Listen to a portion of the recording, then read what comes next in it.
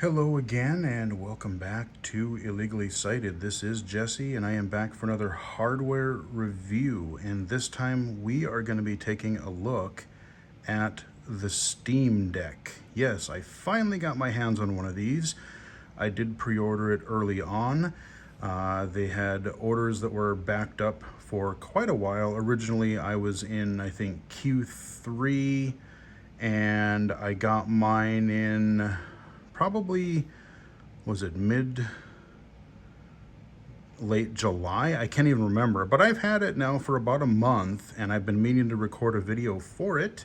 So here we are. Now this is going to be a little bit different from your average Steam Deck review because this is illegally cited. I am legally blind, so I'm going to be covering things from a low vision / legally blind perspective.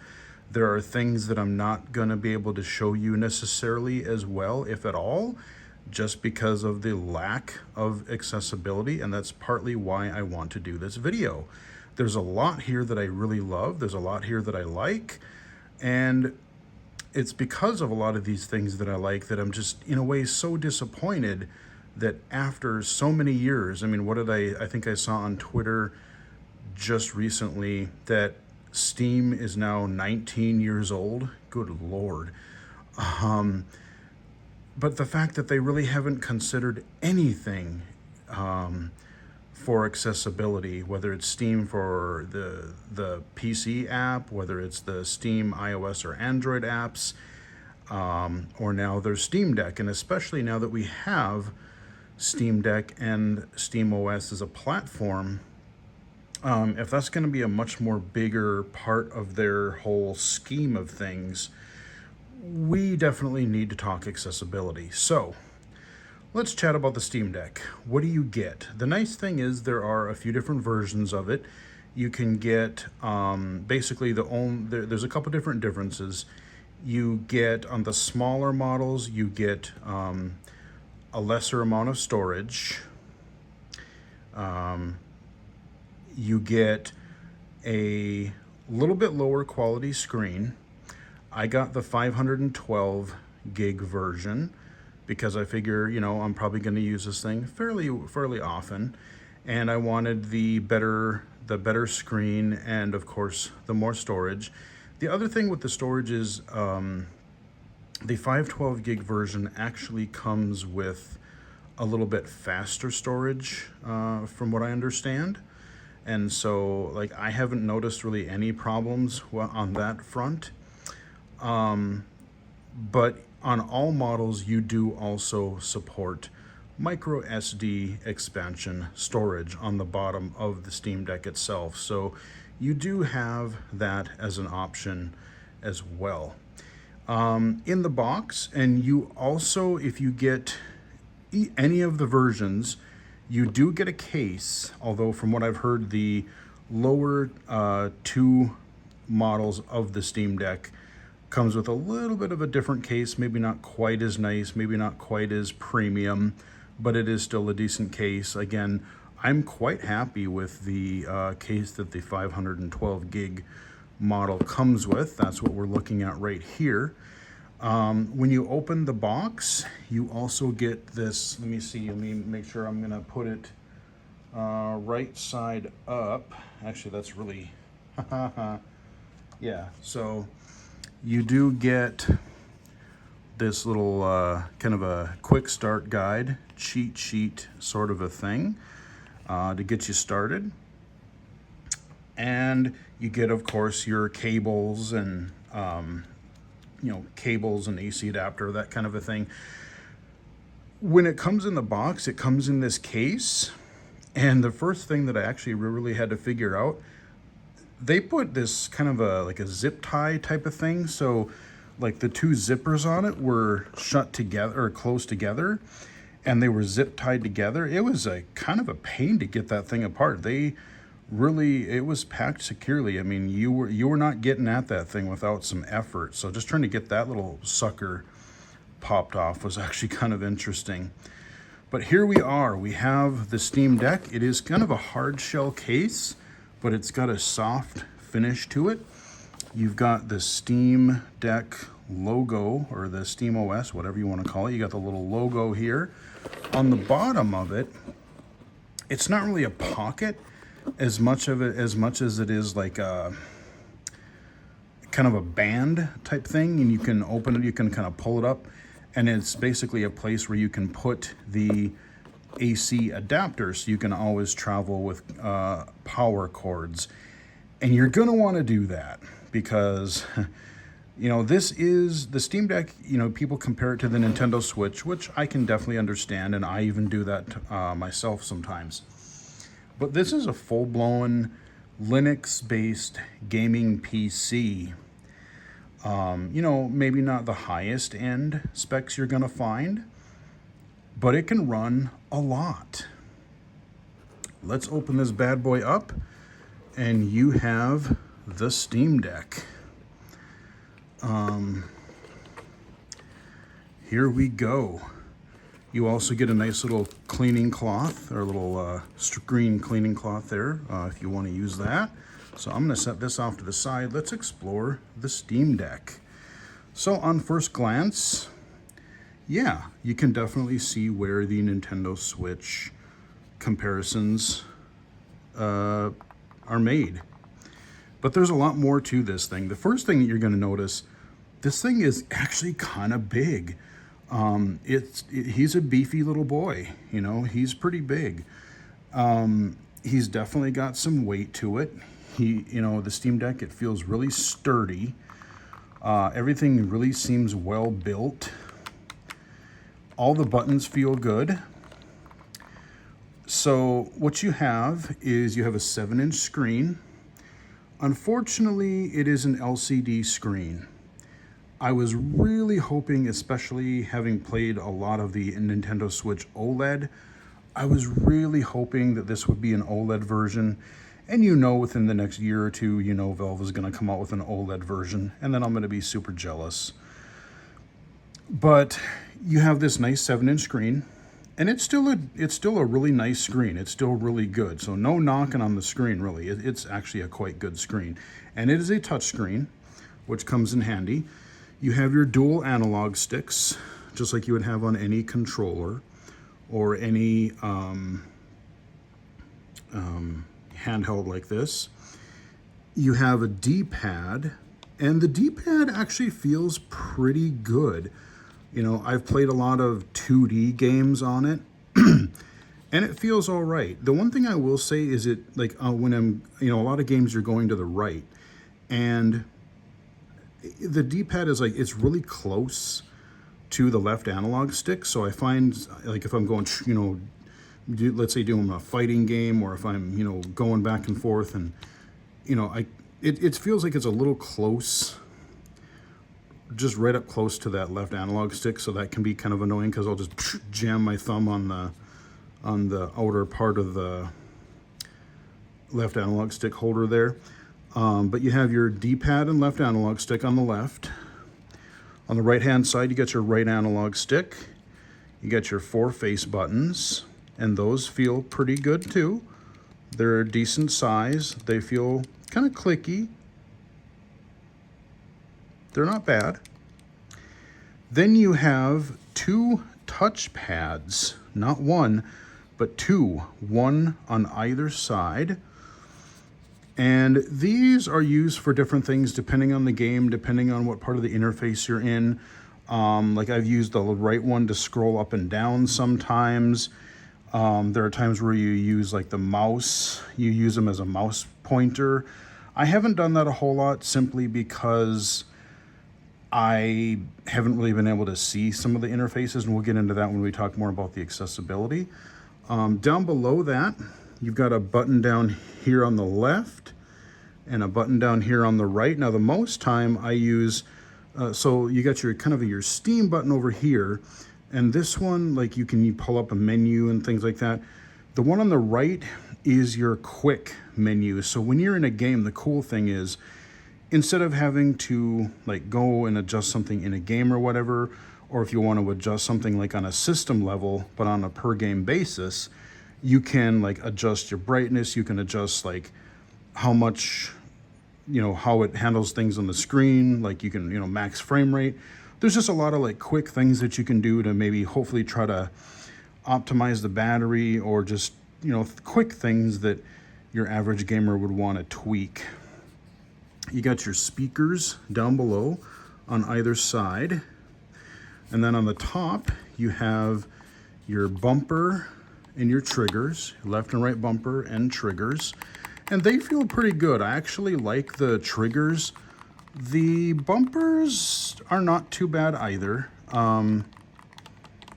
I find the triggers a little bit more comfortable for regular use. Like I know a lot of like combat games now, like the Souls type games, will use bumpers and triggers. And I don't know, it's just whether I'm using like an Xbox controller or the Steam Deck, I generally tend to like, the triggers, or even using face buttons. But they feel pretty good. And then you also, on the back, you've got two on either side.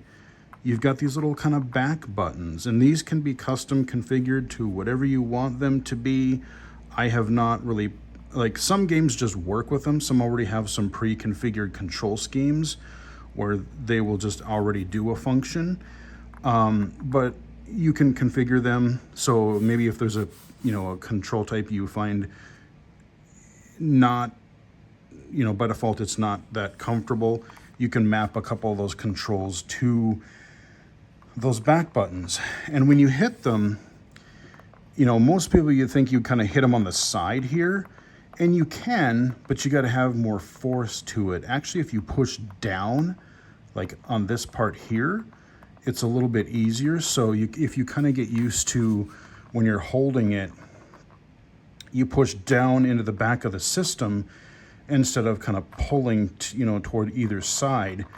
You can do it either way, but if you want a little less, it's just up to you. But that's just an observation that I've found. On the bottom, you've got a headphone jack. I believe it's on the bottom. Or no, it's on the top. Let's see. On the top, you've got some cool venting up here. But you have your volume up and down button. There's your headphone jack right there.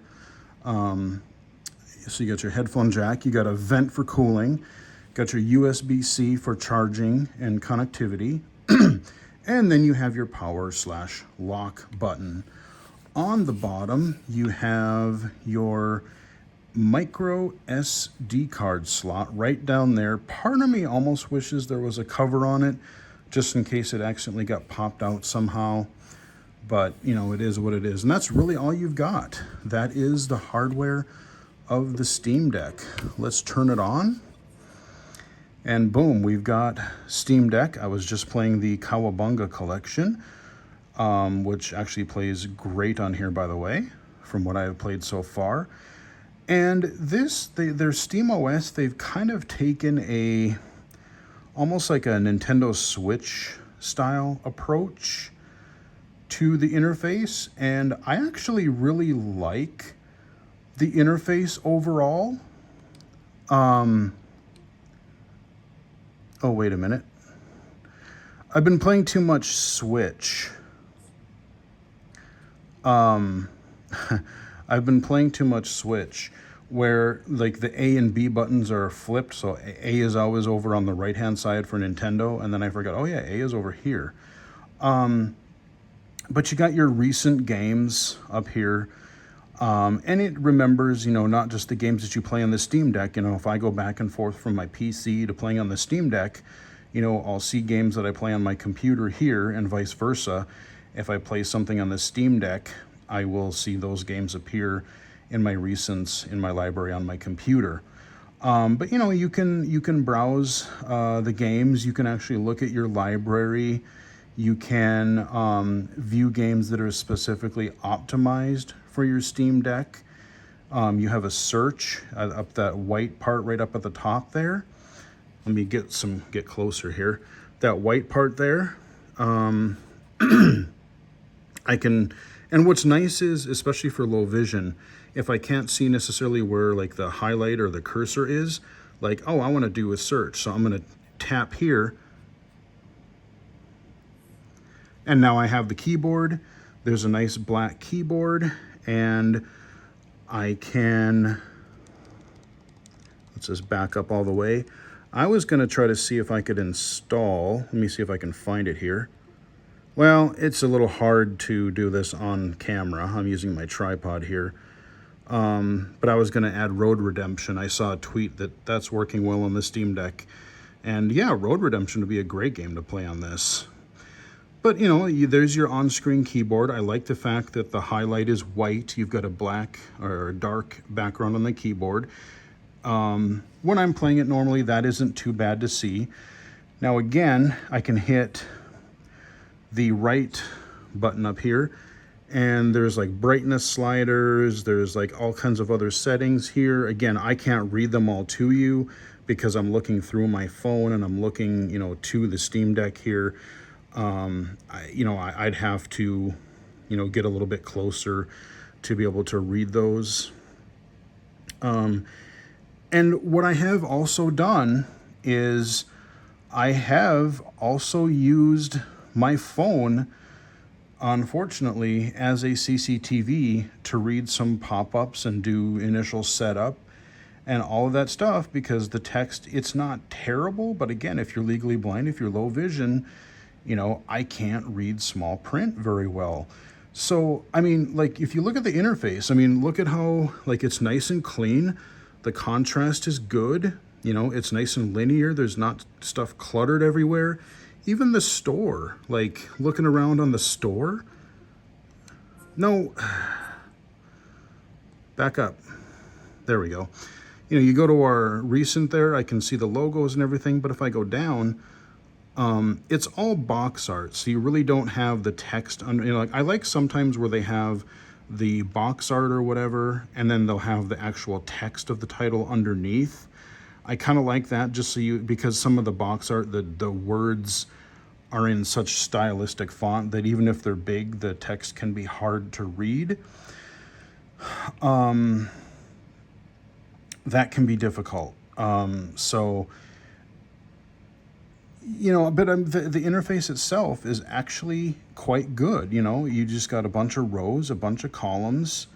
It's pretty decent. And even if I go, if I hit the little Steam button back over here, this is kind of your big menu. So this is where you can quickly go home, you can go to settings, you can go, you know, any number of things, your friends, your profile. You know, this is kind of your, you know, your main application menu, so to speak. And you do have to go in here for some things, of course, like I actually had to format my SD card, and then I had to tell it that, oh, I want to, by default, I would like to save things to my SD card rather than my storage, because again, you know, I bought a 1 terabyte micro SD card, so now I have a good amount of space to save my games and everything, you know, to download games to. To be honest with you, I haven't played all that many AAA type games on this system. I've toyed with a few of them, but here's the problem. Again, this is a nice large 7-inch screen, and it's a good, you know, it's a good screen, but so many modern games, even if they're action or, you know, platforming or whatever it happens to be, shooter, there's a lot of text in them. There's a lot of like skill trees or inventory. Like, let's say I wanted to play God of War, or I wanted to play this Spider-Man when it came to PC, which I do. But being able to go through and see all of the, you know, your upgrades for Spider-Man or God of War, they run, and actually they run pretty well on here. I haven't tried Spider-Man because I haven't bought it, but I've tried God of War, and it runs. It, you know, it runs, and it runs decent, and it looks good on this screen. But if I go into, let's say I go into the Turtles game, and let me back out here, and I'm just going to touch there, hit my play button. We'll go into a game here.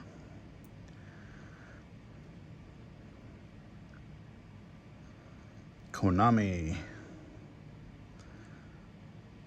These guys did a heck of a job. If you haven't watched my spotlight video for this yet, check it out because it's good. I'll crank it up a little bit here for you.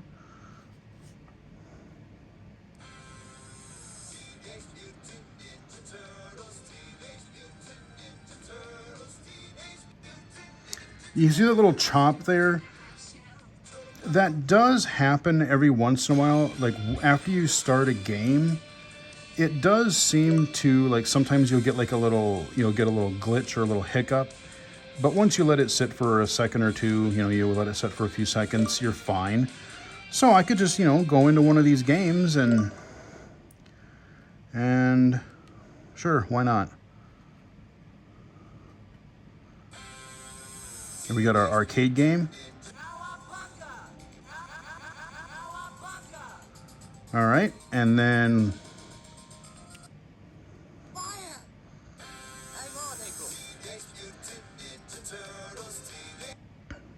all right.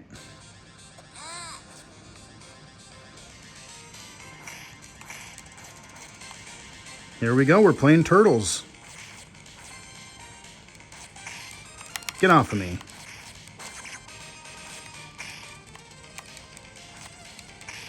A little hard to play and hold the screen steady at the same time, but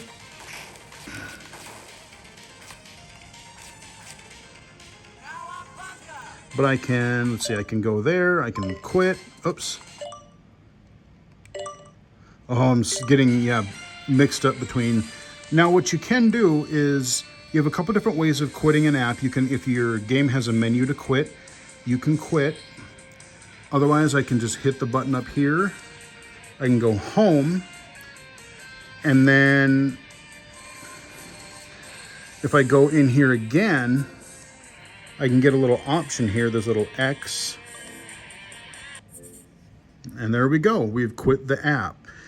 You can do it that way. There's also a way if you hold down the little Steam button here on the right, and then you hold B, you'll do like a force quit. Now you probably don't want to do that. Like if you're given the chance, you probably want to actually quit the game. But again, if there's especially if there's like a thing that you can't see, or the game quits responding, you do have a good way to get out. Like if your game kind of freezes up, try holding down this right button here below your right touchpad and hold B for about 2-3 seconds, and your game should close.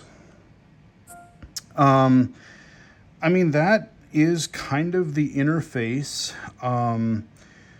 There's so much more to it. I mean, like I said, I wish I could show you in detail more, more different things. I showed you going into a game, going out of a game, showed you the keyboard, the searching. You can buy games, of course, on Steam because, you look for a game. If you don't have it, yes, you can buy it. You just log into your regular old Steam account. And that is the biggest advantage of the Steam Deck is you buy a Switch, you buy whatever console, and you got to buy games for it.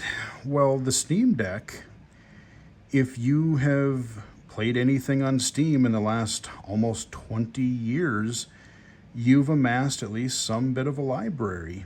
And many of the games that you've purchased will work on the Steam Deck. So you already most likely have a pretty decent library of titles once you take the game once you take the deck out of the box and start log in and start exploring it. Now, compatibility, I want to talk a little bit about that because when you look on, let's say you go to your computer and you look at a game a game page on Steam. On the right-hand side, there'll be a place and it'll have either like a check mark or an exclamation mark or I think it's like an X if it's not supported. And if you do a search, like you can search for things that are in your library and they may or may not show up depending on like the compatibility. And sometimes they'll show up, but when you try to install them, you'll get a warning that says, hey, this has not been tested. This has not been optimized for the Steam Deck. You can try to install it, but it may not work. And originally I was scared to really install anything that wasn't Steam Deck verified. But then I tried a couple titles, and especially ones that are more straightforward, like Extranium, that cool little retro shooter. I tried that. I tried the Castlevania collections. I tried. I can't even remember what I tried. I think it was. I think it was another retro shooter that I put on here.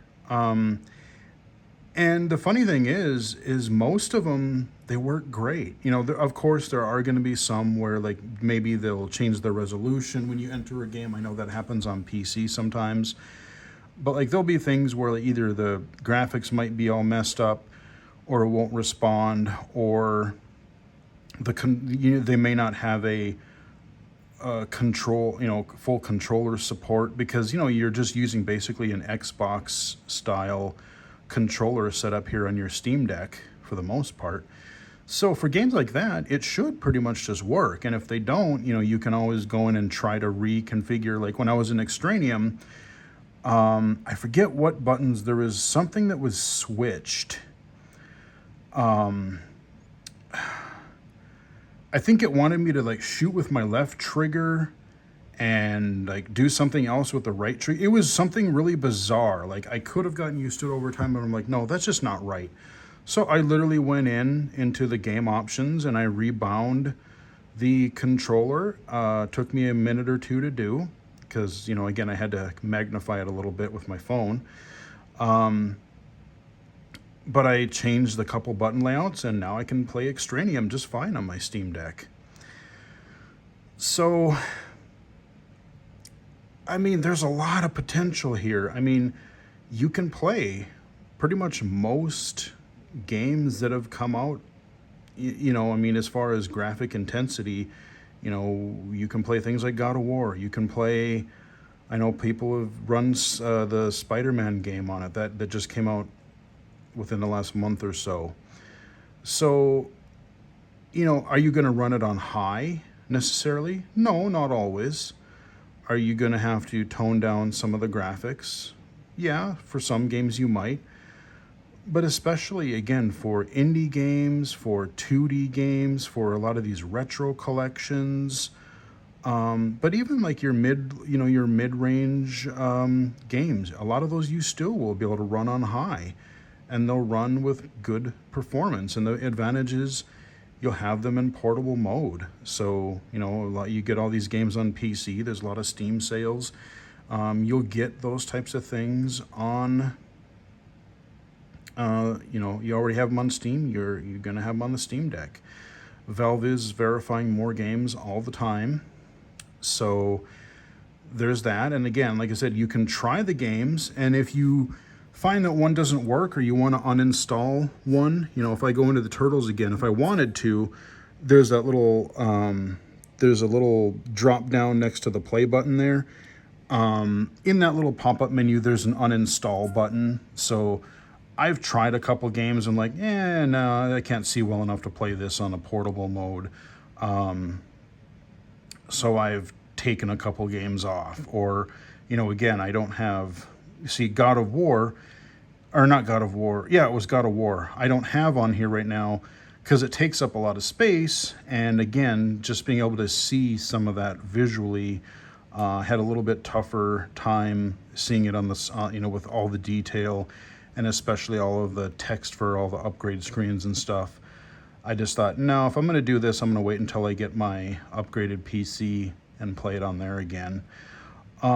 So like the performance, the hardware itself, the controls, it's comfortable, all of that stuff is great. Would I recommend this to a visually impaired user? Not necessarily.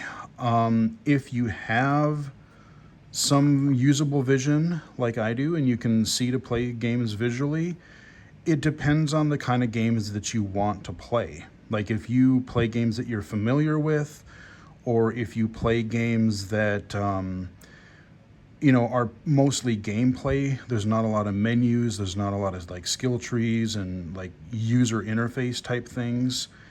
If you're doing that, yeah, it might be fine. And so far, that's primarily what I've been using it for. I mean, I have a ton of indie games, racing games, side-scrolling, puzzle game. I mean, I have tons of games in Steam that I could play, that aren't really focused on a lot of text. So those types of games I can play.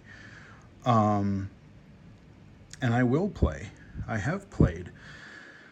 But again, for things like, even the action games or something where you have to deal, like let's say I wanted to play Borderlands or I wanted to play something with a lot of loot in it. That would be really tough on this screen. That would be really, really hard for me to do. And I think as much as I would need another device to magnify, hold my phone over to magnify the screen or something, it's just not worth it. So it really just depends on the type of games that you want to play. Is there any screen reader accessibility? No, there is not. Is there any system-wide magnifier? No, there is not. They do have a thing where you can kind of zoom in like one level, but that doesn't really help at all for me. I mean, say what you will about the Switch. I'm still frustrated that Nintendo has really not done anything with accessibility either. But at least the Switch has a zoom feature, which I make use of when I use the Switch in handheld mode all the time. I would at least be somewhat happy if Valve would even add that. Because like I said, the interface is pretty streamlined. It's clean. I don't have a problem with the interface. I like the dark color scheme. I like, the layout is pretty reasonable. It's not super cluttered. It's not bad. It needs to be bigger, preferably I want text-to-speech / a Valve screen reader access to this. And I would like for the Valve desktop client to support screen readers much better as well. Now, I know you can, when you shut down, you're given an option to go into desktop mode. So again, you're running a Linux OS. I'm not sure what branch. But you can boot in, and for a lot of what people are doing with the Steam Deck, they're using, you have to go into desktop mode in order to set some things up. Like people are putting emulators on here naturally. They're putting, they have some emulator packages that, you put a whole bunch of system emulators on there, and then you can put a bunch of your ROMs on the SD card or whatever. And then boom, you've got anything from, a whole bunch of classic systems being emulated on a nice, large handheld. People are doing all kinds of weird hacks with it. But, like I said, this is a computer. This is not a closed architecture system. This isn't like an iPad where all you can get is from the Apple App Store. This isn't the Nintendo Switch where theoretically you're only supposed to get things from the eShop. This is, yes, in the Steam mode, you're getting everything from the Steam store and you're playing everything from your Steam account and library. But if you go into desktop mode through this Linux thing, you can kind of do what you want with it. I mean, I know people have you can put Windows on here. But I don't really want to do that either because I've heard, at least for now, the drivers aren't all there. So, if I could use Windows on this thing and use Windows Magnifier through Steam or something, that could be kind of cool. But again, this thing wasn't designed. There's a few problems with running Windows. If you run Windows, Windows probably takes up a lot more memory, a lot more footprint in the background. So things, the way that they were designed specifically, you know, you got this gaming OS that Valve has done right now. So you're probably not going to get as much performance in especially higher end games if you were to put Windows on here. Second, the drivers, you're not necessarily going to get full driver support until that gets better. And then just interface wise, you know, Valve has really sort of thought out like, okay, you can use your touchpad over here for the certain things. You can use your D-pad. You've got your touch screen. You've got your buttons. And everything has kind of been thought out for the most part interface wise. And you may or may not, a lot of those things may or may not work if you're running a completely different operating system. Some of these, you know, different Steam Deck hotkeys where you hold down, like the other thing you can do is if you hold down the button here, let me show you.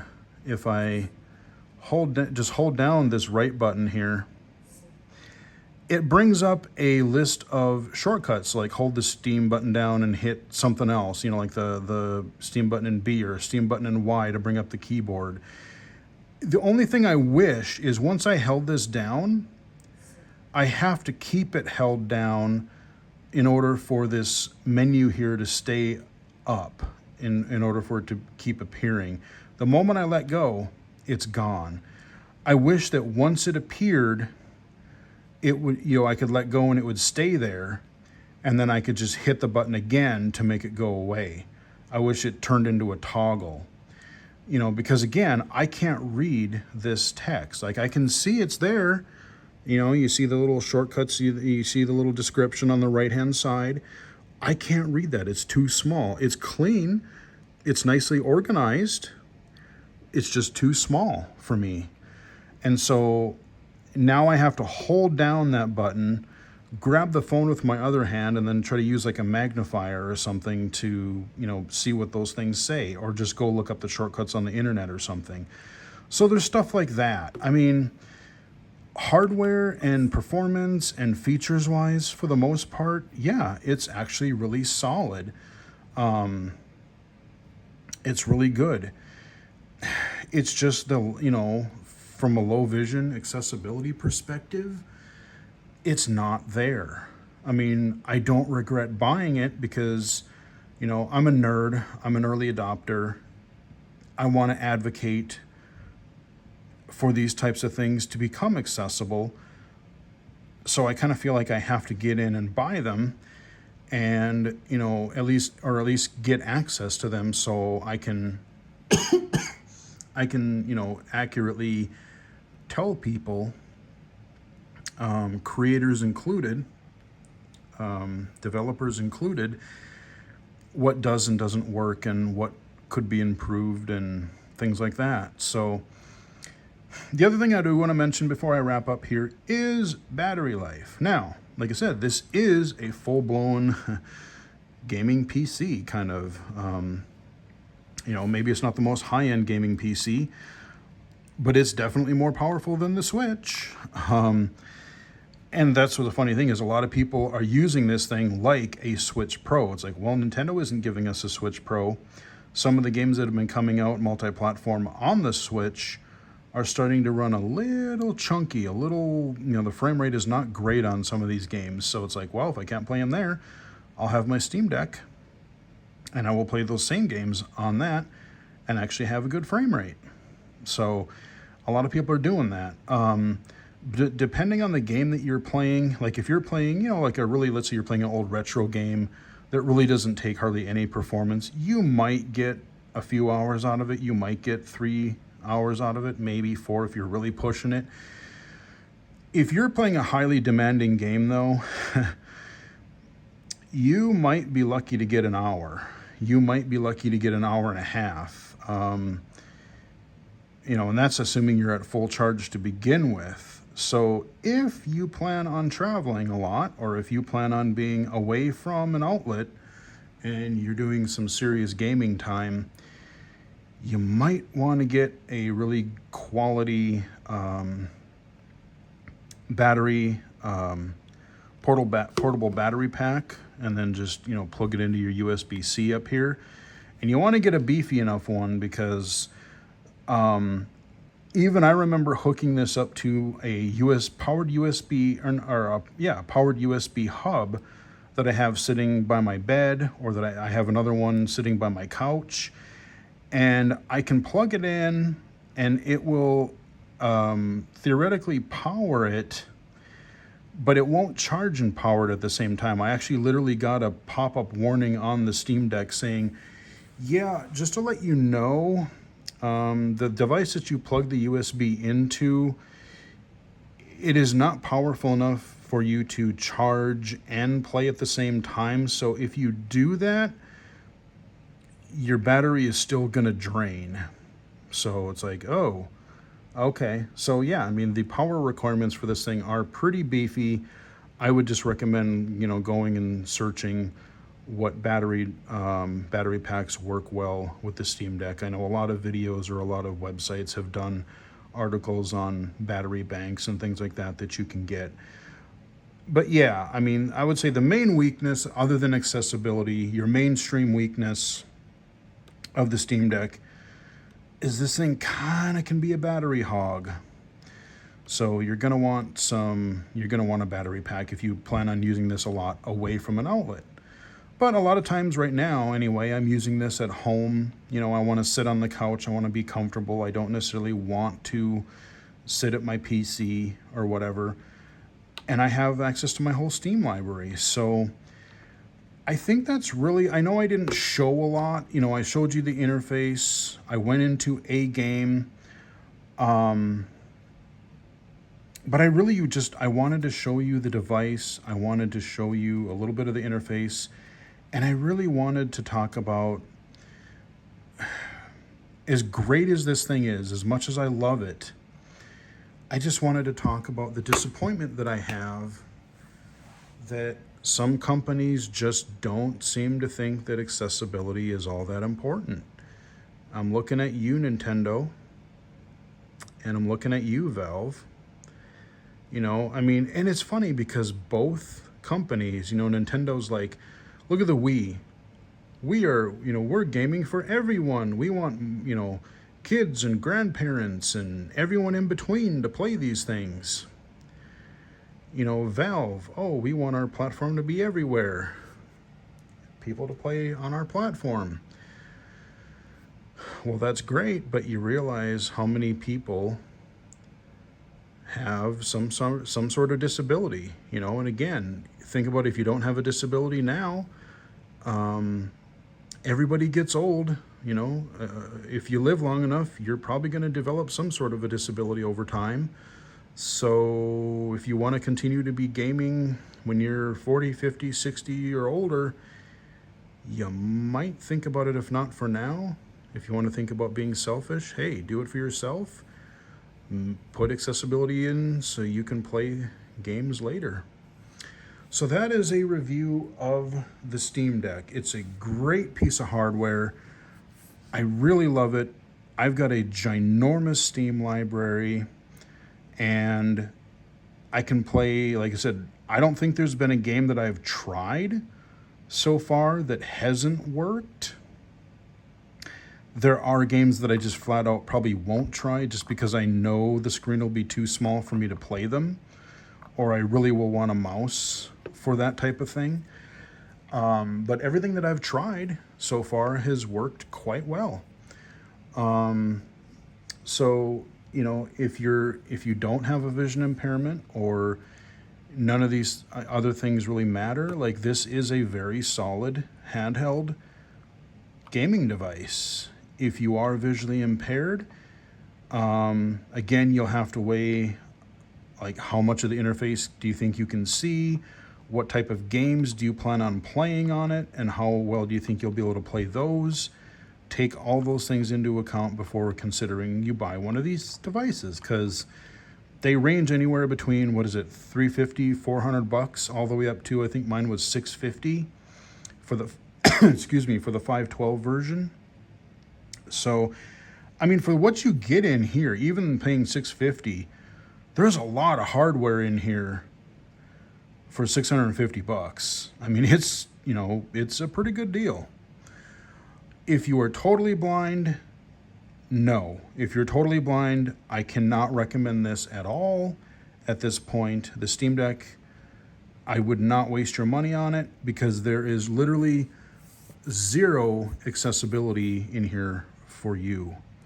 I hate to say that, but that is the sad truth.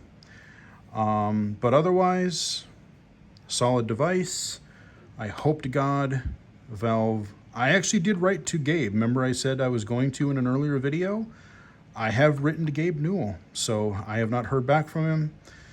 I don't necessarily expect to, but, you know, I've tried several times. So hopefully one of these days we'll get a miracle and we'll get some Valve accessibility for their Steam platform. But until then, that is my review of the Steam Deck. Hope you guys enjoyed the video. Hope you found it helpful.